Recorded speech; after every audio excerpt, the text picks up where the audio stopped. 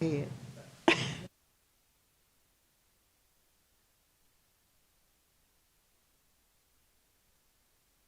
Akron Public Schools Legal Contracts and Board Policy meeting this evening. Thank you all for attending virtually and those who are here with us. We will start with our public participation. Do we have anyone who would like to address the board? Anyone who would like to address the committee? Anyone who would like to address the committee? No one. Okay, so we'll move forward on our minutes. Any questions on the minutes that we have for last meeting? Any question on the minutes? No question on the minutes. Okay, so we'll start with our agenda for today. We have, Mrs. Carter is not here today, so we have Mrs. Chapman here who's going to walk us through a lot of the information we have today. So we'll turn it over to Ms. Chapman. Thank you, Member Alexander, Board Member Harrison, Mrs. Autry, Board Member Hall, Superintendent, Assistant Superintendent, Dr. Molnar, Board Member. I am going to just facilitate the review of the policies listed in Section 3 of your discussion topics. And the first one is the Parents' Bill of Rights.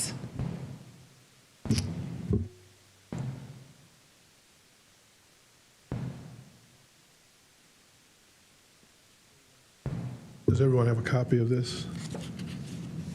Okay, it's up on the screen. Got it. And I believe that Dr. Lash is here to review the updates on the Parent Bill of Rights. Parents' Bills of Rights.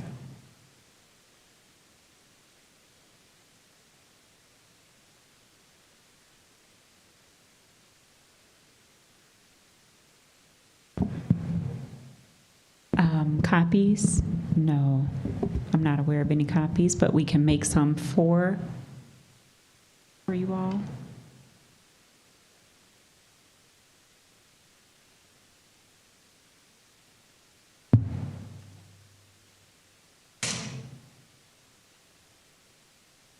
Yes, please. Yes. Okay.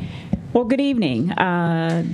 Board Chair Alexander, Board Chair Harrison, Member Autry, Member Molnar, Member Hall, Superintendent Outley, Assistant Superintendent Caver. Good evening, everyone. And so I apologize, apparently in the absence of Angela Carter and Heidi Moika, we're just trying to figure it out, and so we will get some copies. But however, let me just go through this quickly. And I apologize you don't have the highlighted copy. There should be a highlighted one that shows you the changes, just to quickly kind of draw your attention to it. But I'll go through it. Is it on here?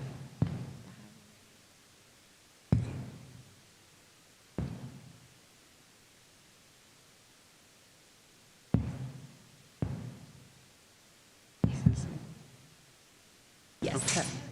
Thank There you. go. All right. Okay. Thank you, Dr. All right. So you will recall several meetings with conversation around the Parents' Bill of Rights, and what we wanted to do was capture some of that feedback, and in a way that kept the policy as is intended, but also to draw out attention to what needs to be drawn attention to. So as the policy opens, we kind of make it clear here that the policy is really around parental knowledge in the areas of sexuality content, the services or the monitoring of those services that students receive in those areas as it relates to their mental, emotional, or physical health and healthcare services, and then also about the technology provider contracts. So we added some language there just to kind of say, hey, this is what this policy entails. And we also, because there are some concepts, if you will, in this policy that have other policies that govern those areas, For instance, the bullying, harassment, intimidation. We wanted it to be clear that that all those other policies still do apply. And so you see that sentence there. It also provides It also provides a process for resolving parental concerns related to topics addressed in this policy. That also is what this policy is about. But when you go to the last paragraph there, highlighted in green, that starts with if a student is involved. There was, you will recall, conversation around like investigations, if students are involved in an investigation to notify families. And so we highlighted that there, that if a student is involved in an investigation impacting any substantial changes in services that affect their mental, emotional, or physical health, that parents will be notified by school administration. And then you see that sentence that I was referring to. I apologize for getting ahead. That sentence that says all other applicable board policies will also be followed. Okay, so that was one change. I'll go to the other change. It's just one other change unless there are questions on that. So if you scroll to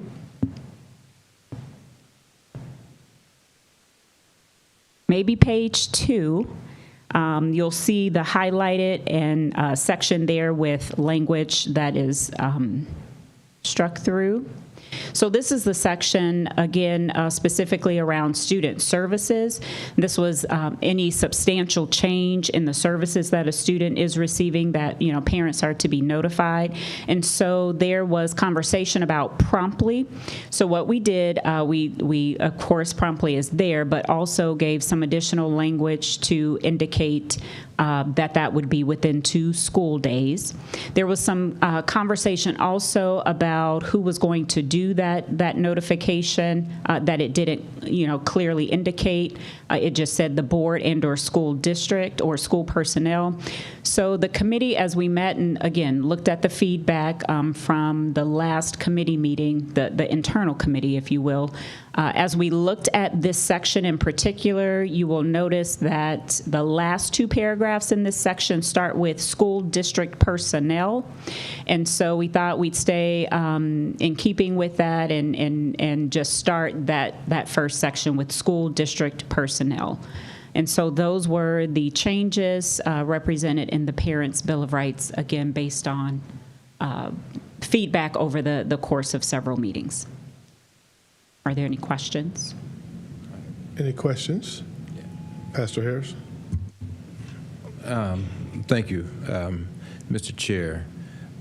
Dr. Lash, in that first paragraph where we drop down to the actual paragraph portion, if a student is involved in an investigation impacting any substantial changes in service affecting, can you give me an example of how something would be impacted? I guess I could clearly say, what are we saying? Well, great question, and I don't know if this is proper, but I would defer to Dr. Monar, who raised that, because the internal committee, we were very clear on what that meant to us and where an investigation would come into play. But again, this policy is around, or that section is around substantial changes in services. And so I don't know, Dr. Monar, if you would like to speak to that, but we wanted to capture it. Yes, and I appreciate all of the work that everyone has done to add things, but I hear what Member Harrison saying. It still does not feel maybe as clear as it could be, and there's still evolution and improvement that can be done here, because an investigation impacting substantial change, what's the difference between a change and who gets to decide what substantial is, and what substantial to me might not be substantial to you? And so I would advocate for just all reports. All reports regarding a student's mental, emotional, or physical health shall be documented by the district. That seems much more clear. That would make sense to me. And also, an investigation or a report, I could see how if a student reports something but it is not investigated, where is that? So I hear all of this and would agree. All reports regarding a student's mental, emotional, and physical health health to be documented makes sense. Before I respond to that, Pastor Harrison is, I don't know if that. Yeah, I was trying to figure what would cause a service to be impacted. Okay, so the way I read this is if an investigation occurs, let's say a student is denied something or they don't get something that they were generally getting before. So I think we have a few things happening in there. Let me go to some of the things that Dr. Monar mentioned, if I can remember them. I didn't write them down. When students are engaged in mental health services, that information is protected between the mental health, if there's a case open between the mental health provider and that student's family. And so, and maybe it might be, I'm looking at some of the internal committee members, maybe it might be a conversation of mental health services, but the mental health services that occur in our buildings with the mental health professionals they are opened up for services with those agencies, and that's protected. So it's unclear to me at this point what kind of report is being referred to. In terms of investigation, so if any report of harassment, intimidation, bullying, I believe that is where this first originated. There is another policy that speaks to that, and it says that all reports shall be investigated. So that policy already exists. And so for this, if there's a substantial change in the services that a student is receiving, I can't right now come up with a scenario that would cause for an investigation, if you will. But substantial services, if I can think of something off the top of my head, if a student is experiencing some instability, in their home, housing, or what have you, and we make a recommendation, a referral, to the family for services. That's a substantial change. If they're going to be receiving those services, they're going to make that connection with the behavioral health liaison that is present at the school. That's a substantial change. And so, making sure that the family is aware of that change.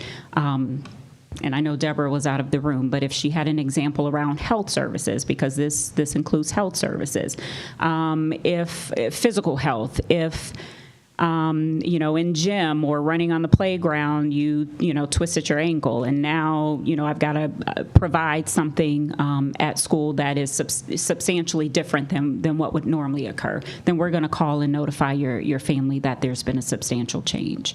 But investigation, I don't know what the original intent was, but I know the conversation stemmed from bullying, harassment, intimidation, and there already is a policy that talks about investigations for that. Okay. Did that answer your question? I'm sorry. Ms. Hall? Thank you, Chair. So just a quick question, just for clarity. So when we're looking at the mental, emotional, and physical health, that's only information that the school can provide, such as the counselor, the teachers, the principal, so forth. Anything else, as far as mental, that's done by like Red Oak or whatever, that's confidential. We won't have that in the student's record because that's between that service provider and the family. That is correct. Okay. So when I look at the word investigation, I think that's kind of like more of like a harsh word, unless it's a fight, right? And then they have to investigate that altercation. So yeah, I just wanted clarity on that part because I know we can't get mental health information, but we can get it from the counselor if the student goes to the counselor and reveals information. Correct. Okay. And perhaps that is an example of where an investigation could occur on the counselor's end if the student has come to the counselor's office to, say, I need help with XYZ, or, this is happening, and then the counselor is attempting to attain, additional information that in effect is an investigation. And so they would notify the family.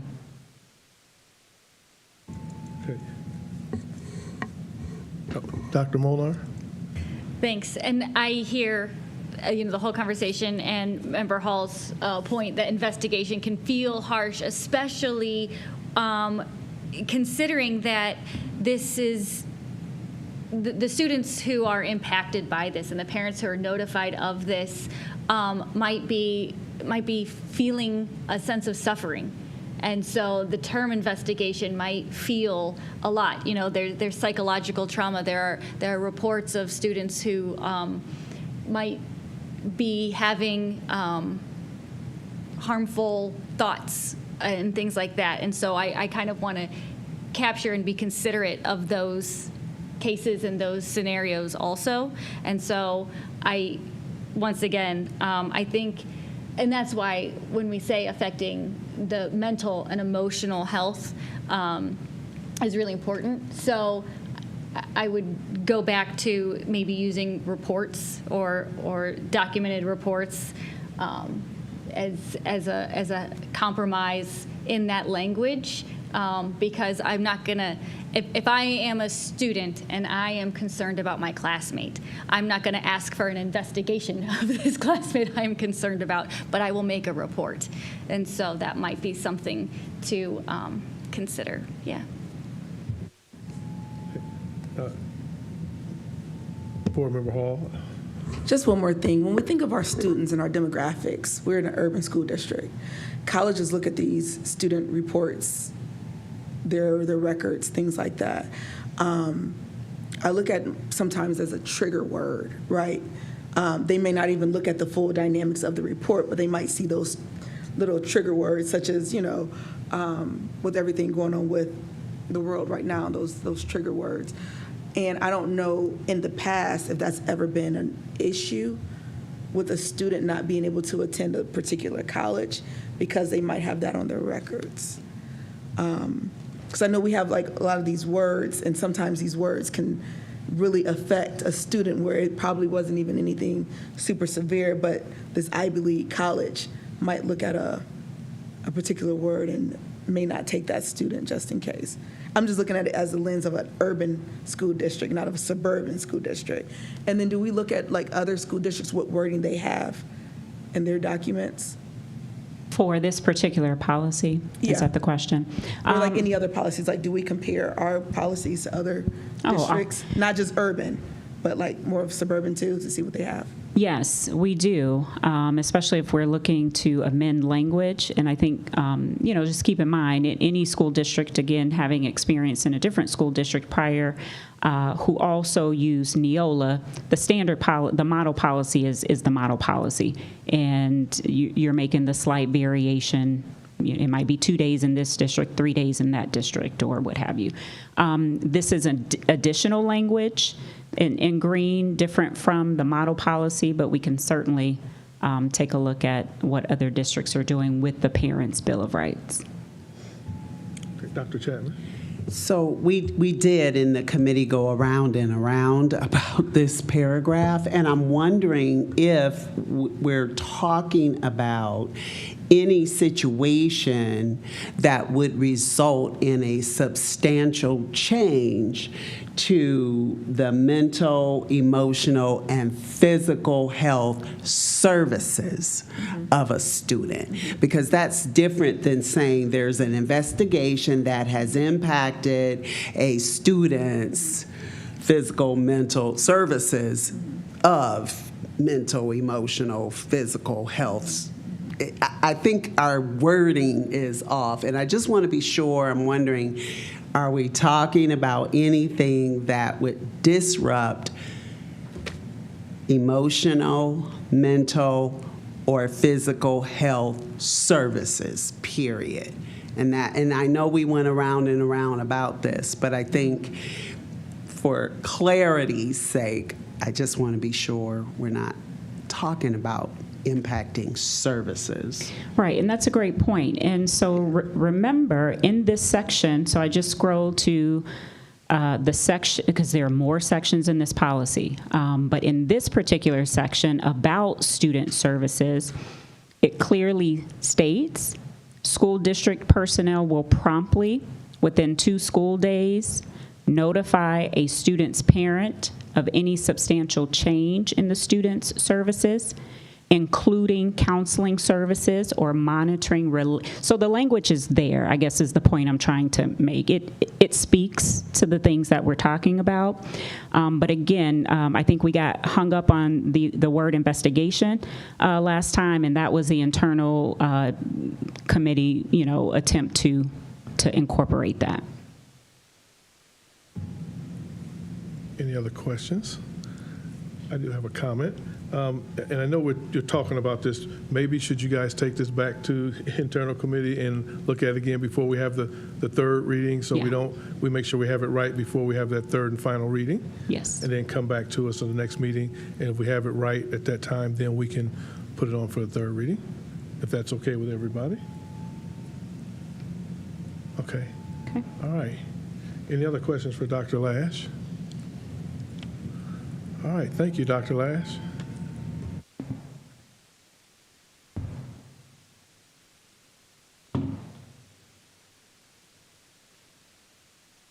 All right, so I believe our next discussion topic is the nepotism policy. And there it is.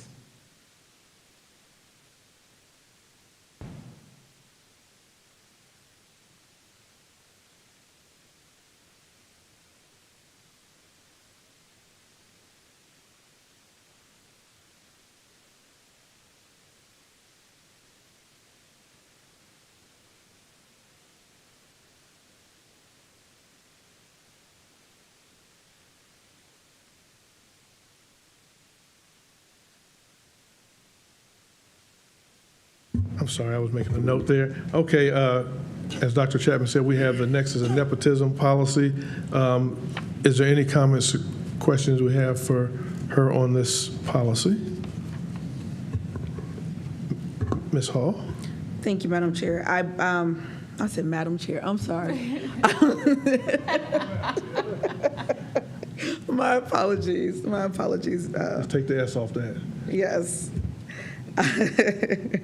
Okay, so I understand this policy is it's really geared toward immediate family. But my concerns was, it's more to just the immediate family as far as your children, parents, siblings, so forth. We also have in-laws, right? We also have when members are, not married but dating. It could still have the same effect on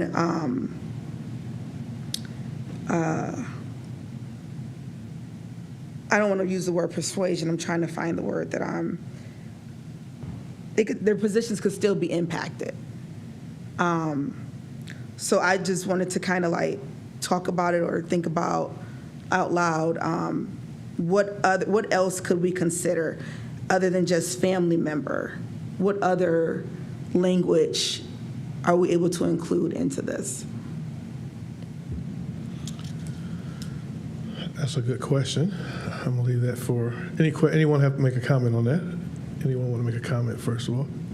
Dr. Molnar? Thanks. So for clarification, are you referring if people are cohabitating?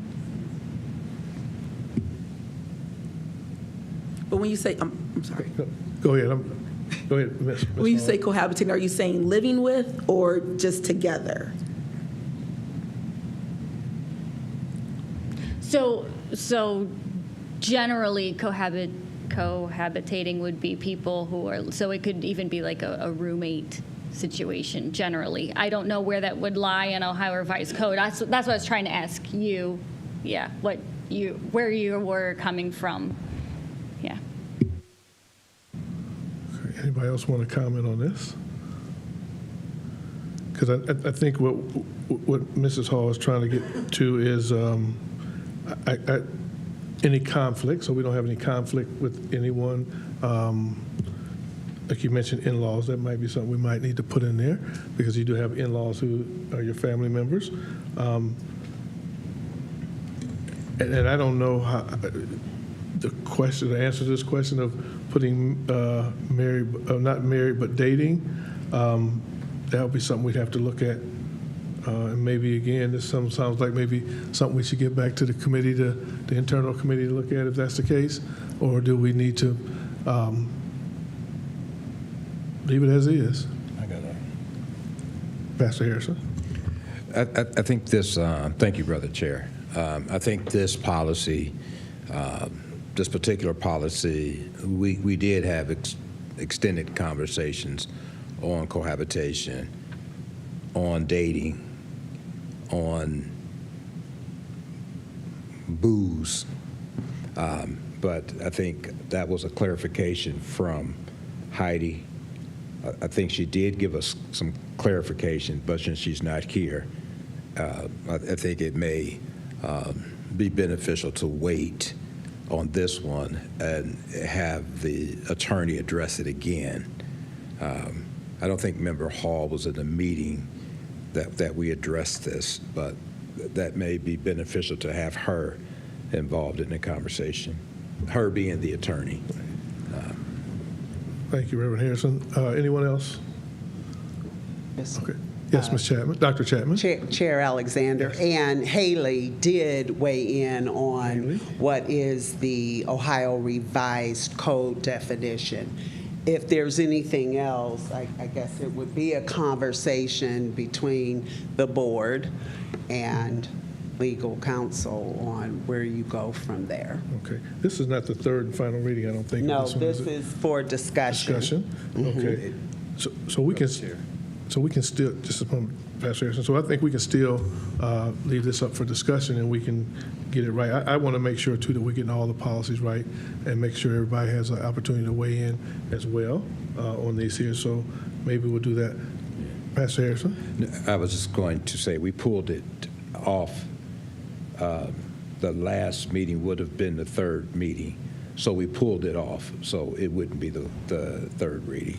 Right, so we keep it off until we bring it back and get it corrected. Then we'll put it on for the third and final reading. Okay, I guess that's what I was trying to say. You did it better than I did. Yeah. Rough day today. Maybe that's what we'll do. We'll leave it off until we get everything completed the way we want to and all the questions clarified, and then bring it back to the committee once we've done that, and then we can move it on to the third and final reading, if that's okay with everyone.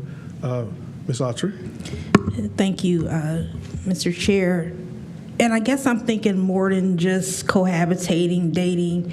I mean, you can really go down a rabbit hole when you think about it, because I know cousins who are really, really close, and I'm just wondering if there's any policies out there that have some type of clause that I guess you would take it on a case-by-case basis, just kind of depending what it is, because I know people who are very, very close and not related, that could potentially be a conflict. So I guess just looking outside of these traditional relationships, are there any policies out there that address those other types of relationships we have in modern day as well? Or if there's a general clause that we can maybe insert somehow. Thank you, Ms. Autry. And I know, and I don't know if this is an Ohio Revised Code or not. I know when I came on the board some years ago, they said anytime you have a relative that you know is a relative, that you abstain from that. So that means if I had a cousin, if I had 4 cousins, then I have to abstain from that. And I don't know, maybe we need to put that in here. Well, I don't want to bog it down, but maybe that's something we can find out as well if the ROC states that, because that is a family member, a cousin. Now, if it's someone close to you, I think this was a question too that came up a few years ago with Dr. Hall, and he talked about abstaining, and it was said that about a close friend or someone close to you, and they said you can't abstain from everything because you won't be able to vote, but you have to be careful. So I think it's a slopey slide. You just got to make sure that we know. I would say anytime there's a relative, we're not to vote, shouldn't vote on it. And then the others, we can find out if we need to put that in from the Ohio Revised Code. I'm sorry, Dr. Mona, I'm losing my voice. No, thanks. This comment is not meaningful, but I just want to say what a lucky problem we have that so many people like so many other people. We have to worry about it. And Mr. Chair, Yes, just Dr. a Chapman. point of clarification as I'm taking notes for the team. This, I believe, governs the work of employees. Mm-hmm. Are you looking for something that governs the way board members vote? I just want to be clear, because That this is- is an employee-related policy. Glad you took me there, because you're right, this is an employee piece. Maybe we should look into if we need to add something, not to this here policy, but if we need to do something else. Let's probably talk about that a little later, and I think we can get Can I Get put to that something point. on the record with that? yes, go ahead, Pastor Harrison. I do think that there is something out here that governs boards, and that would be the Ethics Commission. And I think every board member is responsible for their adhering to the Ethics Commission. And so as we're talking about employees of the district, that's one issue for the policy. If we're talking about school board members, then we're talking the Ethics Commission. And I would be very careful to hold or to try to create a policy from the district that would hold the board accountable when there's already a state process prescribed for the board. Thank you, Pastor Harrison. That's a good comment, because we are governed by the Ohio Ethics Commission, and we do. And again, and Dr. Chapman, thank you for bringing us up to that. This is a policy for the administration, and so we should look at, and if there's anything else that we need to look at. Otherwise, we could possibly go to the Ethics Commission and ask them if there's anything else. So let's still hold off on this until we have any. Till we are for sure with it, then we'll move forward with that from there. Dr. Molnar, I'm sorry.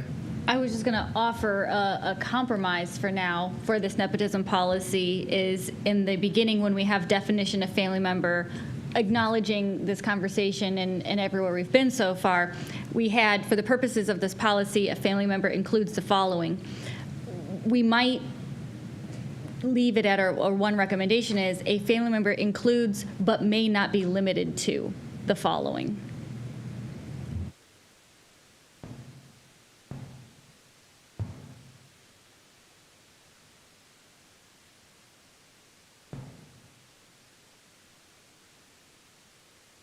Thank you, Dr. Mona. I'm sorry. Any other questions or comments? Okay, if not, then we'll hold on to this too, just to be safe, and then we'll bring it back as well for our third and final reading when it's clarified. Okay. All right. Next, we have our purchasing and bidding. I'm sorry, Dr. Chapman. I'm getting in your way. Dr. Chapman, I'm sorry. It is your meeting. No, Thank you. No, I don't want to take your job. I'm following instructions. No, It is your I'm meeting. sorry. And we have Deborah to discuss the purchasing and bidding changes.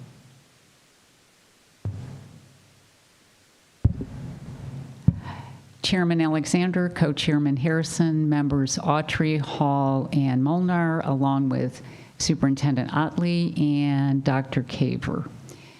Good evening. This is for the first reading. This is your standard purchasing policy that has been around for a long time. What is highlighted in green is the changes, and this is the first reading.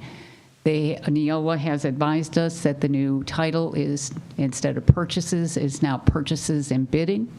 And the first sentence is now updated for a new title of price quotes for items not required to be competitively bid. So as you, oh, hang on. Okay. Let's see here. I was going to try and move it down for you. Sidebar? Oh, over here. Would this do it? Maybe? Okay. See, this is right here. Oh, thank you, darling. Thank you, ma'am. Okay. If I can go, okay. There are no other substantial changes to this one until you get to, there's some grammatical issues. Hang on. This is the big one, under competitive bidding. And this was brought to your attention the last time we discussed this.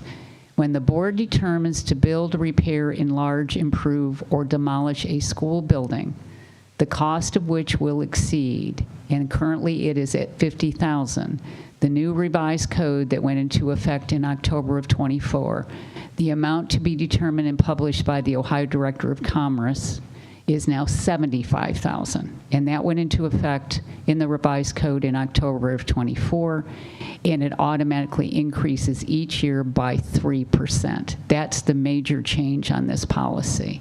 It doesn't mean that we wouldn't certainly bring the items back for board approval following the competitive bidding process, but it does allow us to increase this level from $50,000 to $75,000 and have a slight marginal increase going forward where we would account for the increase in cost. I can tell you originally, a long time ago, this has been $50,000 for a number of years, and it's not meeting the needs of the construction. And please also realize as you go on to look at that sentence, if you put it at $75,000 with a 3% increase for the purchase of or lease of school buses, they are considered a permanent asset. So that would also help us in that regard. Please be aware that current regular buses that used to be $60,000 to $75,000 are now listed at $130,000 should you go out to bid or lease. As you go through this, then this gives you, these have been the same conditions for the standards of awarding bids, the purchase of other vehicles, lease purchase agreements has not changed.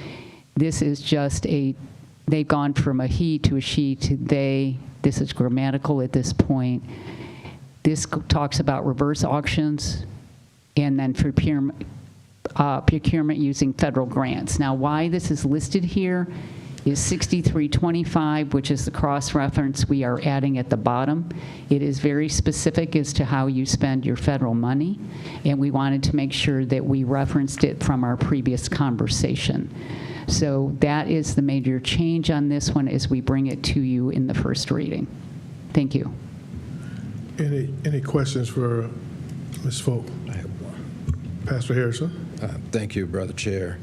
Ms. Folk, can you explain a reverse auction?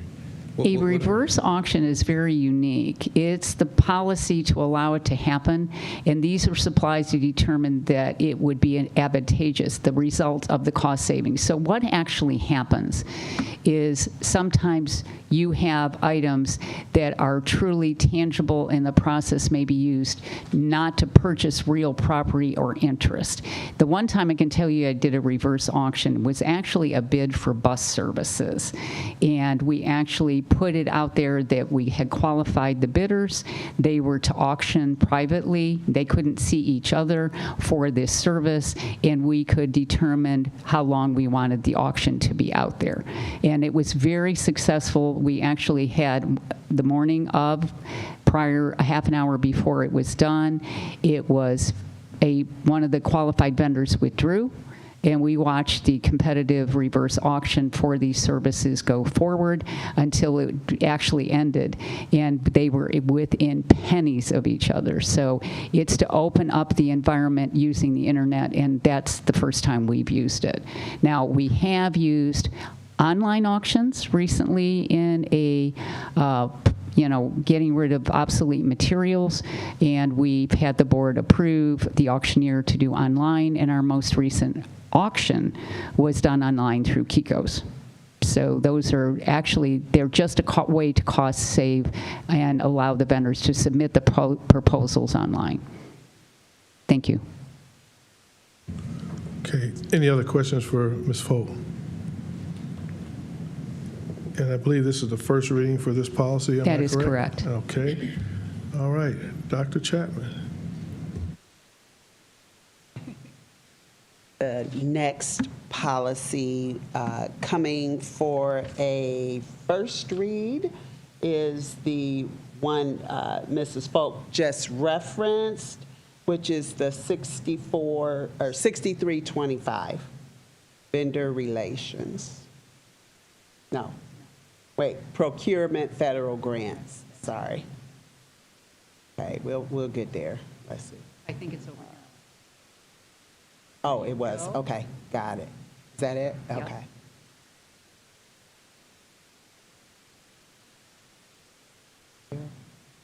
And you can arrow there. Thank you. This actually is very specific. It is to make sure that we follow the federal procurement and use of federal funds and grants.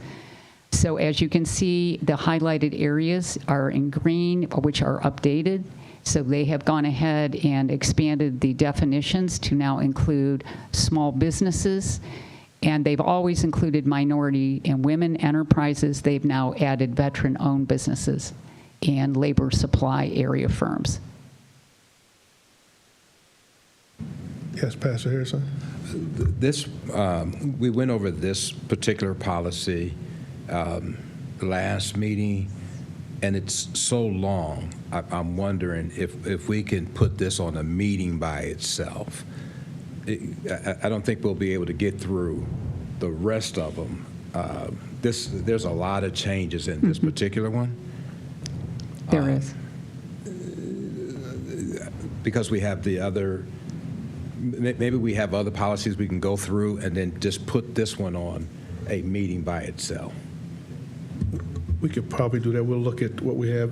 When does this, when does this have to be due? Ms. Folk? Actually, it is at your discretion. This is the update from Neola, so you basically have this already as an established policy. It is not new. These are the updates from Neola, and they are suggesting certainly that we get them done as soon as possible. But if you feel that you need more extensive, that could be allowed.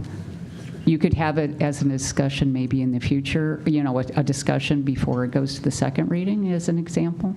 Yeah, and I guess I want to make sure, I don't want to slow you guys down at the board, in the district rather. So what would you, about a time frame we'd need to have it? You'd for probably, you? I would suggest that we talk about this for a minimum of 30 minutes. Okay. Okay. So as far as the time that we need to pass It's already on the it's on the books, but we need to update this. Okay. So I'm trying to figure out what is the time frame update? Yeah, is it 3 months, 2 months, 1 month? Well, it's been this came out in October. So Okay. this came out in September. So we were working with legal at the time in October, and with the changes we've had here, I brought it back to the spring, just prior to Ms. Otley's reappointment. Okay. So you should probably have it, I would think, by the end of August, so we can start the school year. Okay, that's plenty of time. Now, I was thinking we need more sooner than that, but if we don't, then that's fine. Yeah, we'll bring it back. Thank you. To time, like you said, maybe a half hour at least, and maybe we have a couple small policies that we may need Thank to you. go through. We can do that at that time. Thank you. Thank you, Pastor Harrison.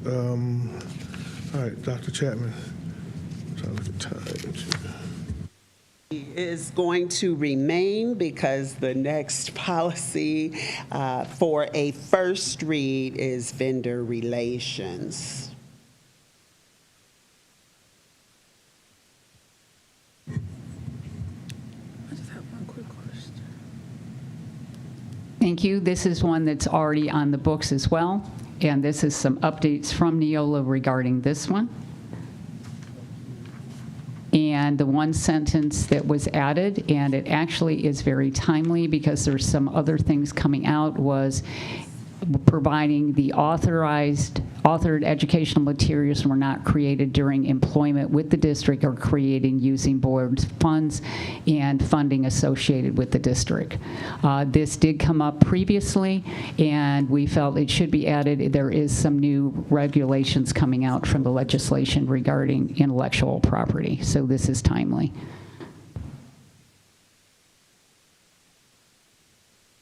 And then the rest of this was also some grammaticals, and then this was the requirements for certain technology provider contracts.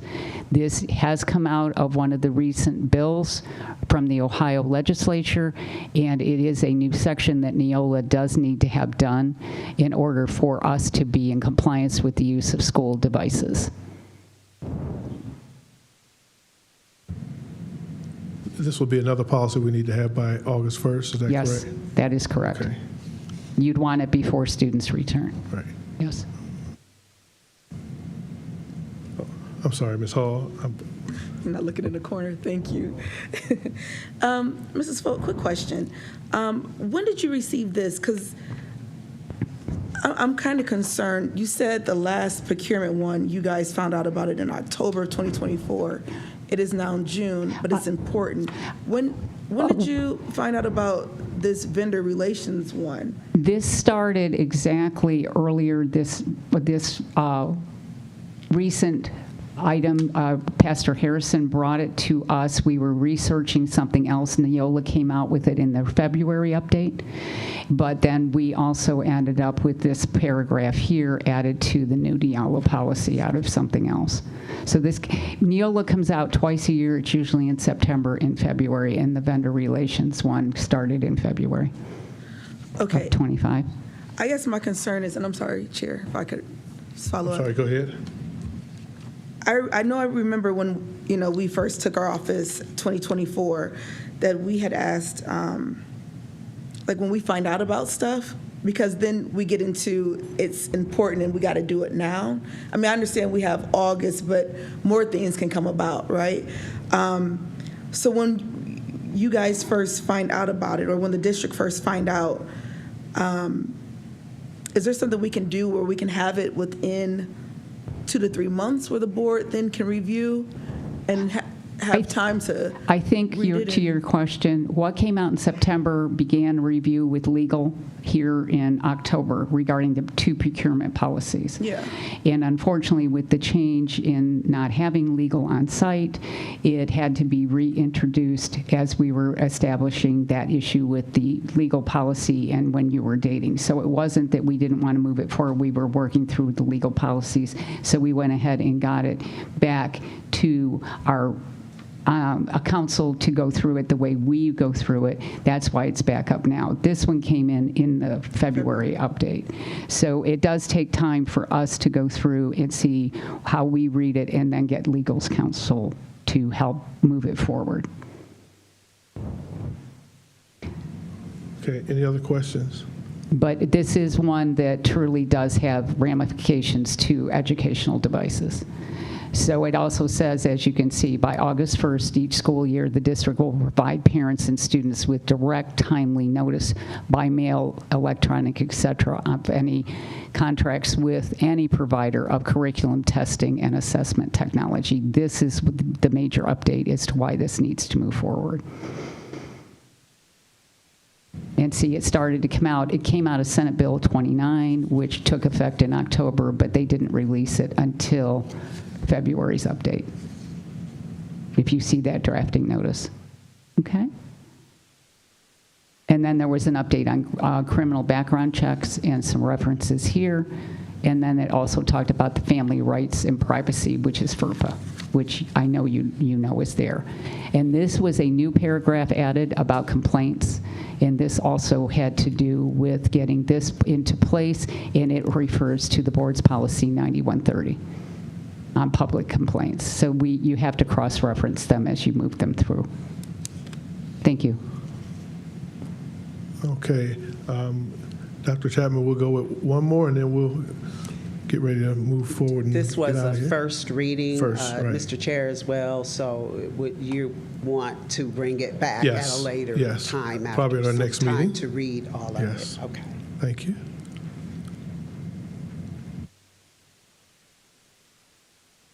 For a discussion, we have an unnumbered policy, the ICO and service provider policy, first provided by Dr. Molnar for discussion.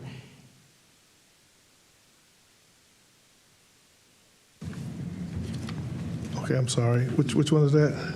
It is an unnumbered, suggested, proposed 6460.01 in item 3.06. Okay.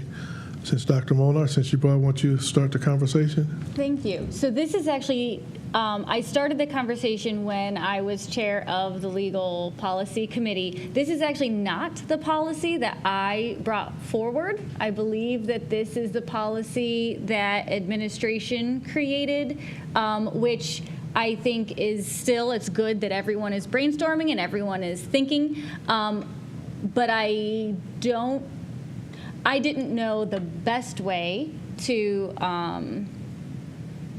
combine what administration came up with what I proposed. So I thought the easiest thing would be to throw it all in the same document. So what I can bring around to everyone is in the same format as the one that's here. So in the same format of administrations, I cut and pasted items from what I proposed into this. I certainly don't think we should keep all of it. I think as a committee, some of this should get redlined and some of this probably should be elaborated on. However, I think the first thing that I had on here that is different was in the definitions, and this is related to the previous policy, because in here we have independent contractor and service provider, and I think it would be helpful to also figure out where the line is drawn with vendors. So independent contractor, service provider, vendor, who's who, what's what, and distinguish that. So if anybody doesn't need this or needs this, I will pass it around.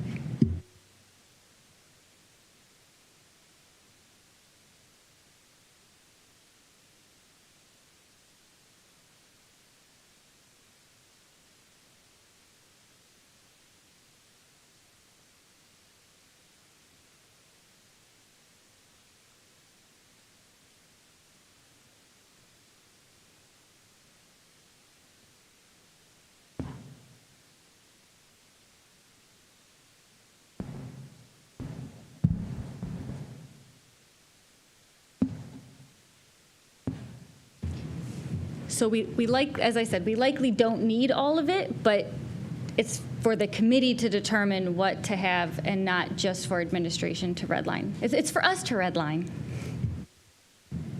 Okay, what I'll do is I'll give everybody time to look at it, and I think it's only fair too that we do have administration look at it as well, and then we come up with a policy together that will be sufficient for what we're looking for.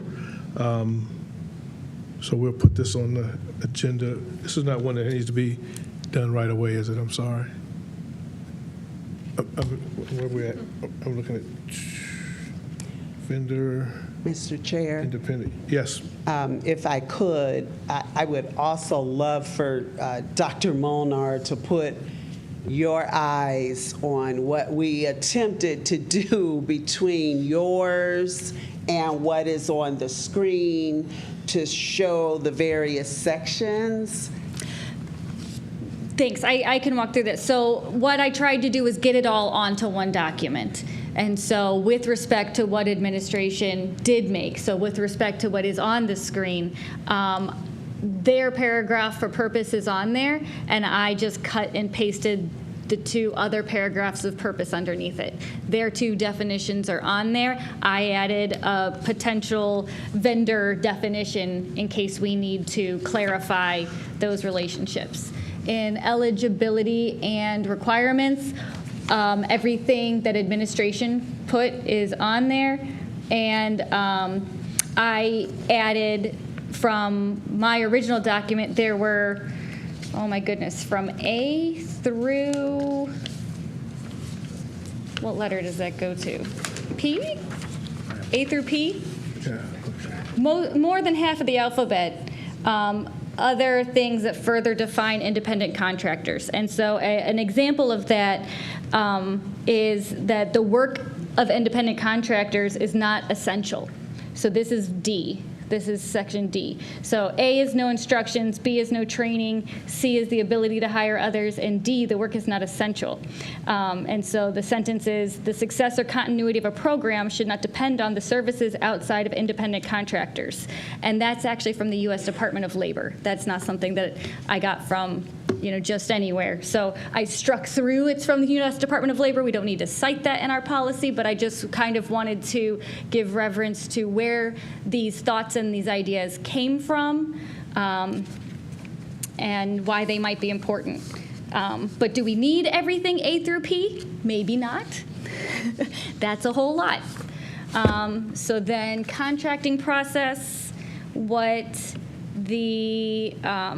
so everything that administration had is on this document. I just added my other things to it so we could look at it all together all at once. And so under contracting process, what administration had was 3 bullet points, and it is exactly those same 3 bullet points verbatim. And then under restrictions and prohibitions, administration had 3 bullet points. I added kind of a paragraph that I think says the same things that those 3 bullet points say. Might play with that a bit. It's basically about not receiving APS employee benefits, right? And then 6, in compliance and oversight. Oops, sorry.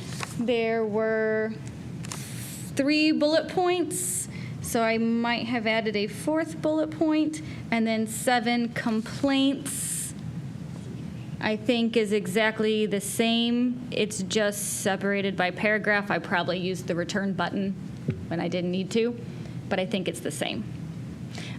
So every single thing that is in the version in board docs is there. It just had other elements added in. I tried to say that multiple times in case we were reading while we were talking. Sorry. That's all right. Thank you. Pastor Harrison, you had a comment? Yes, thank you, Brother Chair. Dr. Molnar, it would be helpful for me to, if you would underline the different, underline one, okay, you combine the document. So if one of them highlighted, right. Yeah. If one of them was highlighted, so we can look, we can do the comparison, so we know that this is what has been added, and then we can consolidate, or it would just be helpful for me to see the 2 different documents in the one document. Yeah, I was going to say the same thing because I was fiddling through this and I couldn't keep up, but that would be good for us to see. Dr. Hall, or Ms. Hall, do you have a question or comment? No, I was just saying because Dr. Molnar was going over the different sections, if we could just take time to read it. And what Member Harrison said was, like how administration did their documents, how they voted, what they changed. I think because I was looking at both documents, okay, that first section says exactly this, so going back and forth, it'd just be a little easier to highlight or bold out what you changed or added that you didn't change. Okay. Okay. Is that okay, Dr. Molnar? Okay. Any other questions or comments on this here? Okay. If not, then we do have some others to do, but we're going to put them on the agenda we'll put them in order because I know there's some that needs to be looked at right away. So we'll put what needs to be in order as far as priority, and then we'll put everything else accordingly so we can meet the time frame, or so the district can meet the time frame that they need to meet, and we have time as a board to read and comment in reference to questions and concerns we have on various policies. Do we have anything else for the good of the order? Anything else for the good of the order? Any comments? Questions? If none, I will do as Mrs. Sykes did. I'll entertain a motion to adjourn. So moved. It's been moved by Second. Ms. Autry, second by Pastor Harrison. All in favor? Aye. Aye. Aye. Ayes have it. All right, we'll adjourn for today. Thank you all for tuning in today to listen to our meeting, and thank you for all the board members and staff who were here today as well. Everyone have a good rest of your evening.